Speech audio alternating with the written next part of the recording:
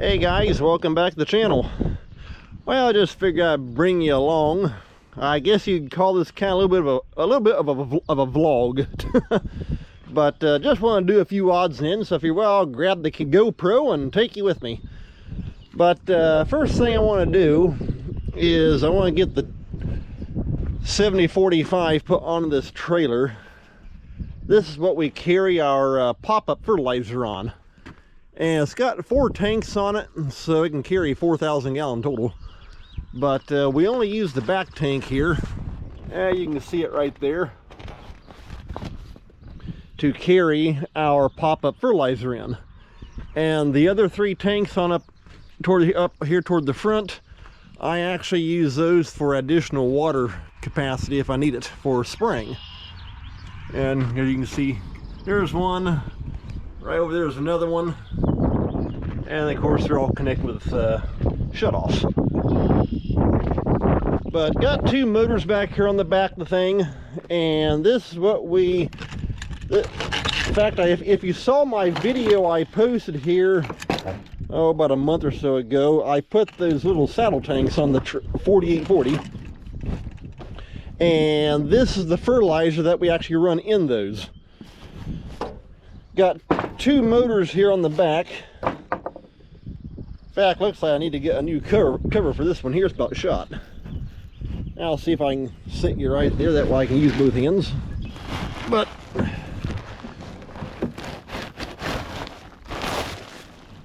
this motor here is the one that we use to pump the fertilizer with. And one good thing about this fertilizer, however, is it is actually non-corrosive. Looks like I need to get a new cover. And so it's not like it makes anything rust. That makes it nice. But yeah, I got this little motor right here, and like I say, this is what it's plumbed in, that yellow tiger striped hose right there. This back tank actually has 2 ports in it. This one right here comes out of the bottom of the tank, and then when we go to fill it, we hook in right here, and it pushes it back up into a second port. You can see that white ball valve right there. Just open that up, and it shoves it into that fill port. Going in, and like I said, that's the top one. This right here is actually sucking out of the bottom of the tank, and so that's how that works. Got a second pump right here, and when we go to pump water out of those front tanks, we use this pump here to pump water out. And then when I go to fill those front tanks, I simply push the water back in right here, just push right back up into the tank, so that works. But yeah, so I'm going to grab the 7045, going to take and put it on this trailer, and we keep our pop-up fertilizer here in these green tanks. And this here is actually, well, the company name is called Growers Chemical Corporation out of Milan, Ohio. And so, got this tiger stripe hose right here on the ground. I connect that on over there for either pumping directly to the tractor or pumping on the trailer. So let's go get the tractor. We use the 7045 here to pull that trailer around. That way we can go out in the field with it.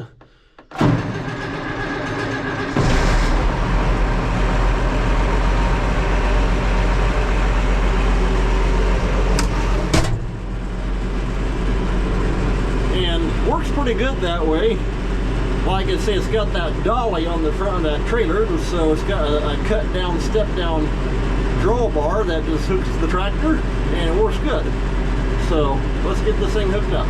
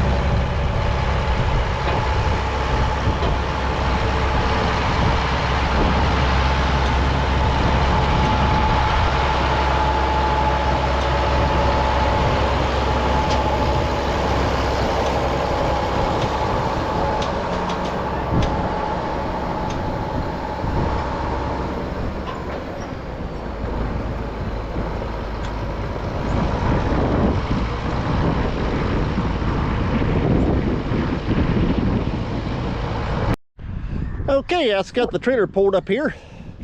I'll go ahead and grab this hose. And I'm not going to pump anything onto the trailer. I actually want to take and pump some fertilizer onto the tanks of the tractor.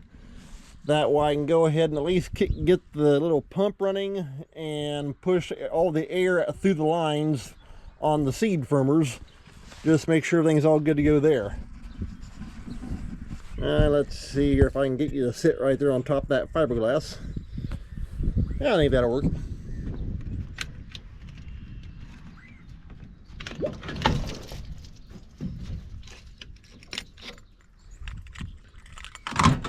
Today is April 25th, and technically we should already be running, or at least starting. However, we've been getting rain and we're all wet.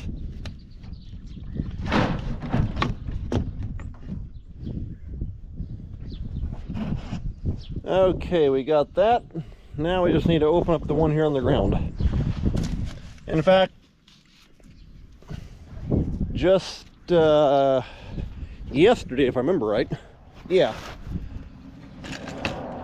our chemical company brought down all of our supplies, and they told me the same thing. They said that there's a couple guys that have put a few beans in the ground here in our area that they know of, and not really any corn. I've got one neighbor that put 1 foot of corn in around me before the temperature crashed right back down. And so, yeah, so we're held up until the weather breaks, and they're calling chance rain again here within a couple days. So I guess wait and see.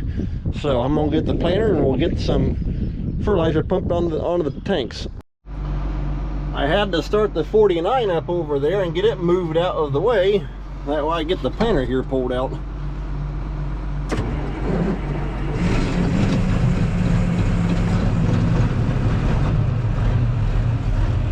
One thing for sure, this thing definitely starts a whole lot better than it used to, now that I gave it that overhaul back in the winter.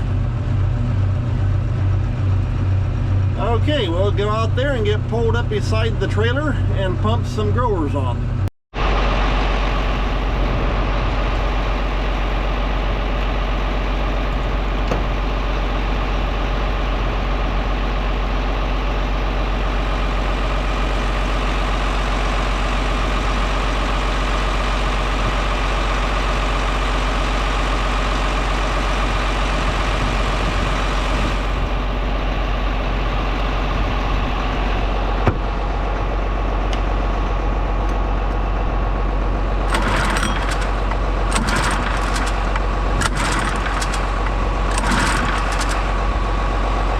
I may have to give a little shot of ether. It's not been started all year. Okay, it should be everything good to go.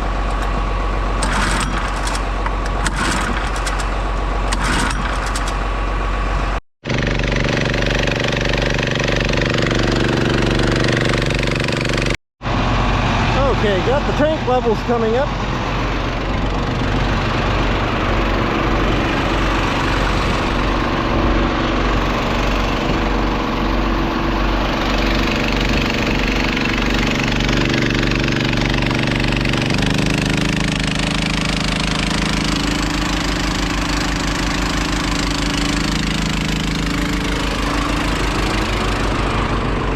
With that motor not running all year, started kind of hard. Get a little shot of ether and bounce right up. Okay, we're getting filled up good enough now.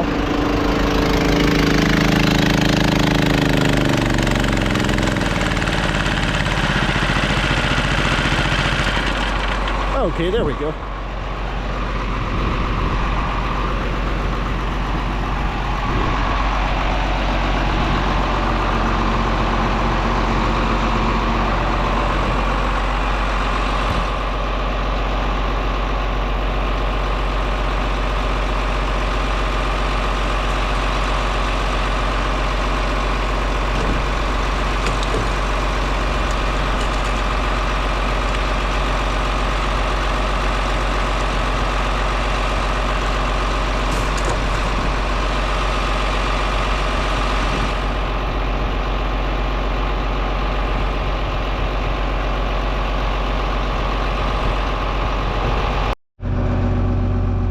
just got some fertilizer pumped on the tanks. Now we'll go over here and get all the air out of the seed firmer system, and that part will be ready to go.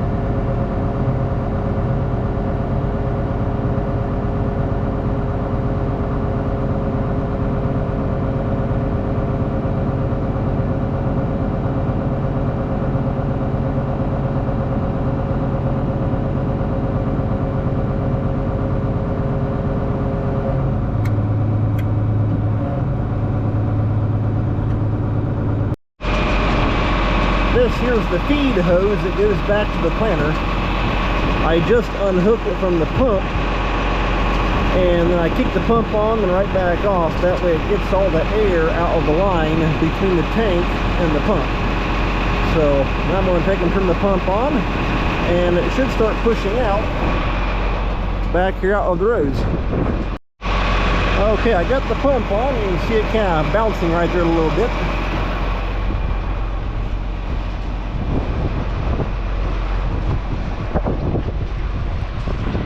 Okay, got fertilizer coming out of that one. Yeah, there we go.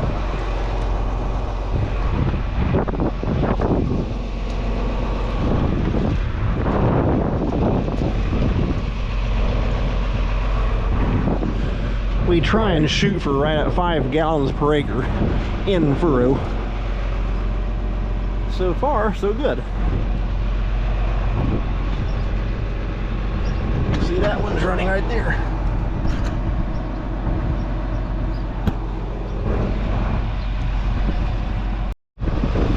And for pressure here on this manifold, we run approximately right at 30 to 32 psi. You could set it up where you could actually have a gauge up in the cab, but I just get these great big gauges, and it's not that hard to see from the tractor. When the needle's pointing straight in the air, you know you're good to go. Okay, I just turned it back off, but that's got all of them running. Acts like I still got some air in the main line because it was kind of wanting to jump around all over the place on the pressure, that is. But we're running, and of course once we get running in the field, that'll run a lot of that air out and we'll be good to go again. I'll go ahead and shut these tanks here back off.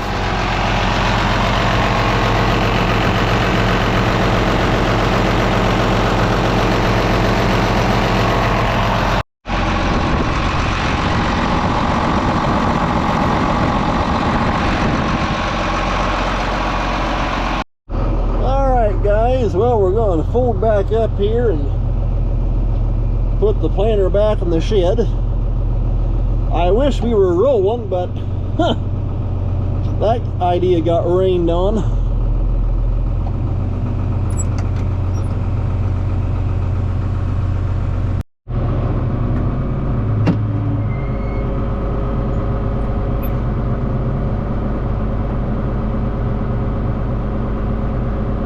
And yeah, for anybody wondering, I've had a couple people ask me, but yeah, we're actually on wide row. We actually run 38s. Have for years. As far as yield, we yield just as good as all of our neighbors who are on 30s. So that's the main reason why we just never changed.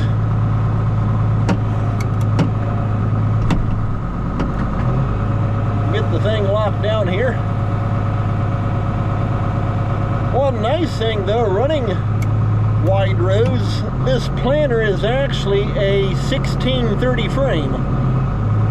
And so it's a 16 row planter with 12 row units on it. So that, yeah, that does make it nice that, yeah, we can cover ground pretty fast.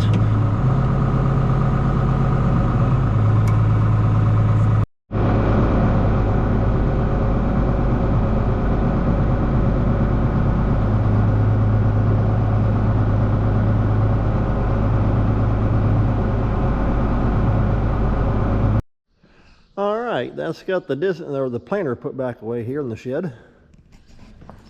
Another little random thing I may do is I need to take and put the one crumbler behind the disc that goes on the 49 here.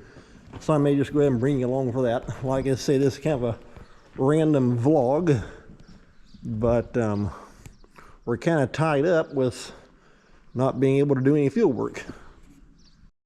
Before I put the crumbler on the disc, I got the 8070 pulled up here. This is the only tractor that I've not checked the tire pressures all on. And I just checked this front one here, and these front ones on this thing, they have fluid in them, the rim guard. And sure enough, this in here, when they changed it, they overfilled it. So I'm going to take and jack it up and see if I can get the bottom of the tire to drop on down in order to lower that fluid level down. So we'll see what we can do here. Alright, got my big air jack set up underneath there. Gotta grab my air line. I just got back down here after lunch, and sure enough, while I was gone, I'm not too sure how well you can see that. Must have had a wreck here just south of the farm here on the main highway, where the county road that we're on and the main highway intersect at. Got a small roll-off truck there with an ADT, I'm guessing that's that ADT home security. The little ADT van sitting on the roll-off truck, and now he's got his lower boom down hooking up to a little car. You can see they've both gotten smacked around. I see airbags drop down into the windows, so something happened. If y'all ever use these air jacks, they sure are handy. Just hook it up, hit the button, and up it goes. There we go.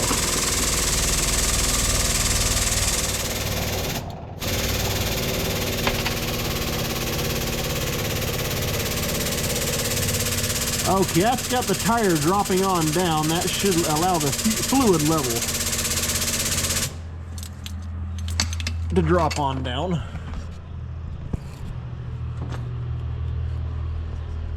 Well, the tires, that's kind of wiggly. I've got almost off the ground. Now let's see what we got. Got my tire tester. Take the back of it. There we go.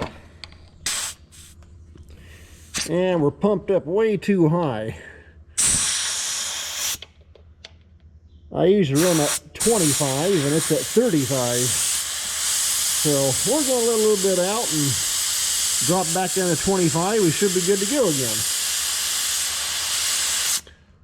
You get running them too high, you can end up having it run or do a lot of wear right on the middle of the tire. Okay, there we're getting on to 30. Alright, finally got the air let down. Now we're at 25 where I want it to be. Also, I just showed you that tow truck down there. And I didn't have my GoPro on me, but I did have my phone, so I grabbed it, I snapped the pic, and I'll see if I can throw a picture into the video right here. But sure enough, when the tow truck left the corner down there, he came up and turned around here in our barnyard, and I just talked to the tow truck driver, and that ADT security van was he was either heading east or heading west on the highway, And sure enough, that little car came down from the north, the way the tow truck driver talked, and T-boned right into him. Ran the stop sign and plowed right into the ADT van. Like I told the tow truck driver, I don't know how many people we see go by this place at 90 miles an hour, it seems like, and just fly right through that stop sign down there. So the way the tow truck driver talked, though, at least nobody got killed out of the deal.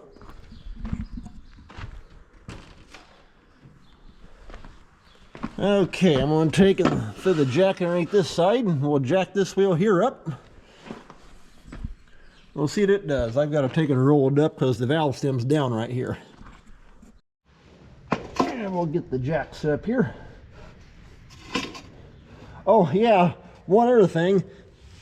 That tow truck driver told me, I guess ADT had just bought that little van. He said it was a 2025. They had only owned it for 2 days. So, sure does make it bad. Okay, let's get the thing going up here. Yep.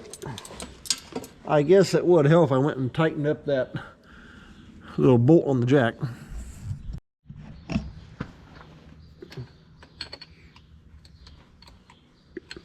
Okay, there we go.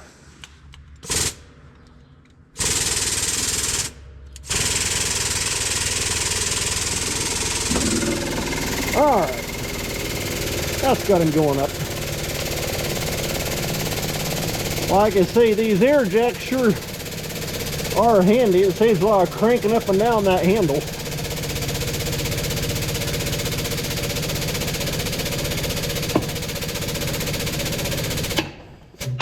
Okay, I think that might have the tire off the ground. Yeah, there we go. Okay, valve stem is at the top. Now let's see if I can set y'all right back up on the frame, out of the way.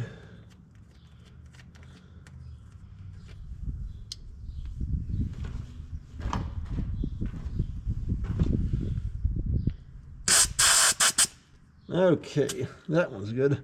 Oh man, that one's at 40. I now know I know why now they're way over what I run them. Last summer we had to have this rim guard replaced. When we put new tires on here a couple years ago, we had rim guard put in at that time, and when we did not know it, but the rim guard had been polluted with calcium chloride, which is very corrosive. In fact, it's actually the same exact thing that a lot of your state highway departments dump on the roads in the wintertime. Very corrosive, rusts everything. I hate the stuff. And so last year in 2023, this tractor, and if I remember right, it was five of our tractors, so 10 tires total that we found had polluted rim guard. And so as you've seen in my other videos, the tire company that we work with out of Monticello, Indiana, that Pump Tire Service, they stood behind it and they replaced all of the bad rim guard with brand new rim guard, which included both these front tires on this tractor. And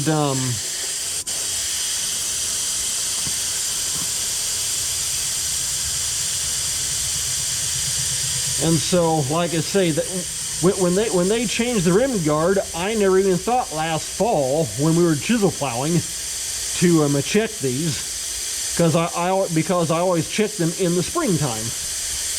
And so I'm not exactly sure why they pumped them up so high, because if I remember right, on this tractor, all they did was somebody take and pump the bad rim guard out and pump new rim guard in, because the tubes and everything were still good. They just put new core housings in.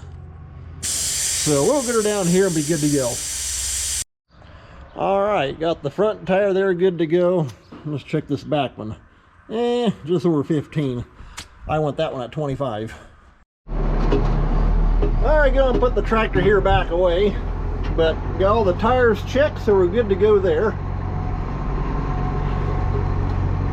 Well, like I say, I want to get the 49 out and put that 133-foot disc right there onto that crumbler. That way it's ready to go.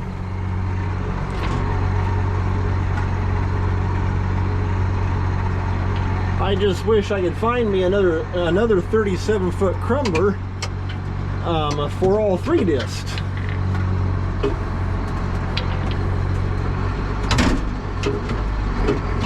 So anyway, and then Dad and I may run up and load the semi up with corn, so maybe I'll take you along for that too. All right, we're leaving the farm down here and heading up the road to where our other grain bins are at. Gonna load the semi. Dad's heading out the semi, and I got the backhoe here.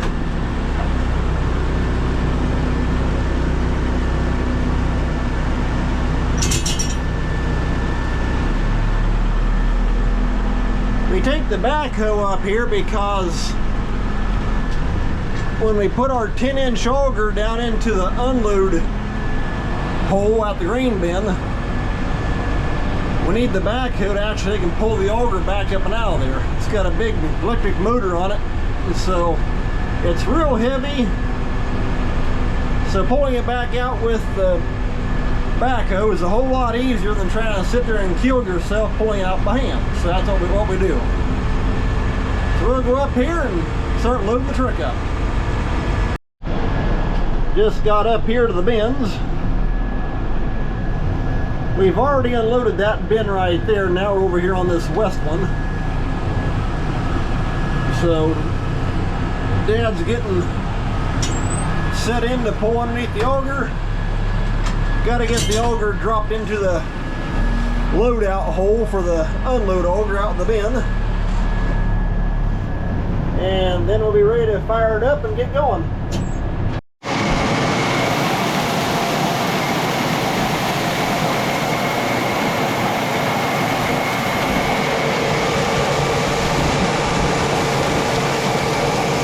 Alrighty guys, well, the auger's back out of the bin unload. Not too sure how well you can see it, but the semi is loaded. Now we're going to head back down the farm. Yeah, right there you can kind of see a better side shot view of the truck. Got a nice load on it. Alright, we're back here at the farm. And a slight change of plans. Like I said, I was going to take and put this crumbler here on the back of the disc. But, sure enough, I got talking to my dad, and we've got one of our fields that we've already worked that will be going to corn this year. Sure enough, it's beginning to green up pretty bad because of the delay with the rain. And so what we may end up doing is having to take and work it again. And if we do that, for that working this pass over, I do not want the crumbler on it. And so for right now, I'm going to leave the crumbler off, and we'll see what happens. However, I can at least get you to sit down right there. Go ahead. I got my grease gun, and start greasing.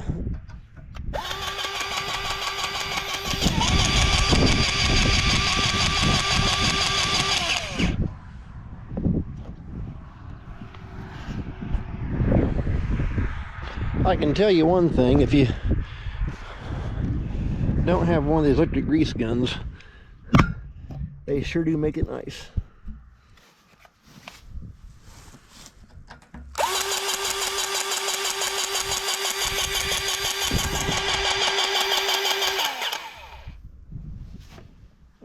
ahead and jump on over this way. This thing's got a whole bunch of grease zerks on it. Well, they all do.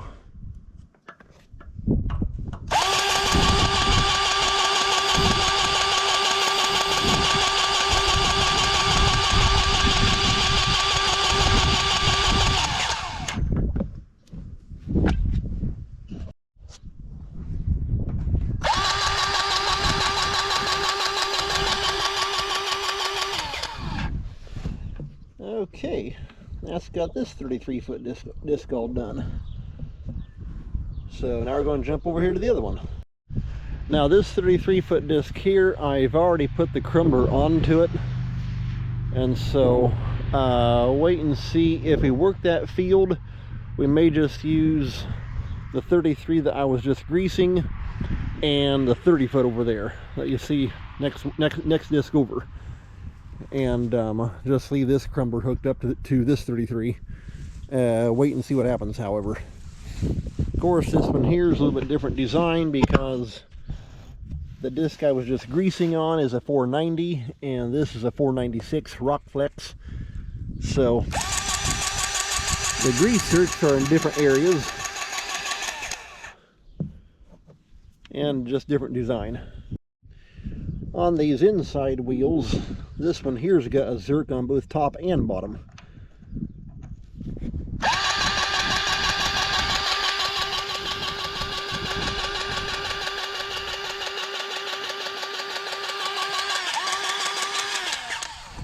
Okay, and sounds like my grease gun just ran out. Almost. Okay, like I say, that's on the center 4 wheels right here. And I'll show you up underneath. It's got right there one on the bottom. Well, maybe the camera will sit right there without tipping over. I'll go ahead and hit this one and then the gun's going to run out.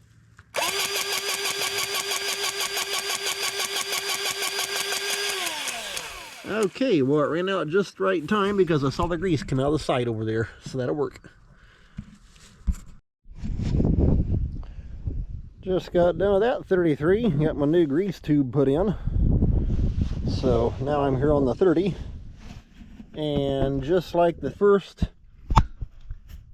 33 you saw me do, this one here is also a 490.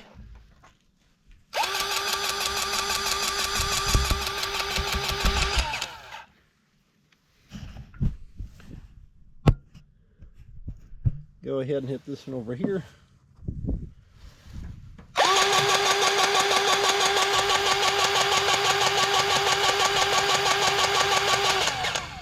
When we're running, I always try and grease these every day,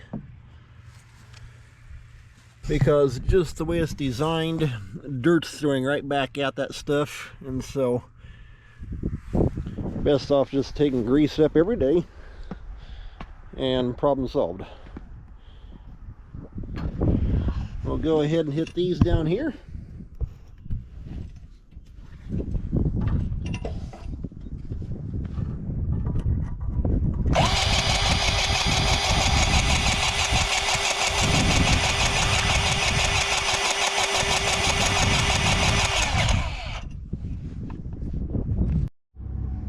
Okay, here we are on the last one.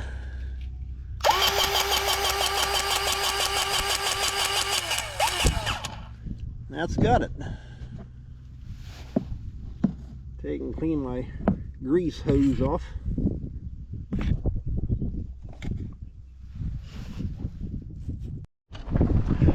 Well guys, I'm going to call this an end of the video. Like I say, I figured, well, I just kind of like do like a little random vlog video, just different odds and ends here and there that I've been doing today. So something a little bit different, but hopefully here in time I'll be getting some video of the corn planter rolling.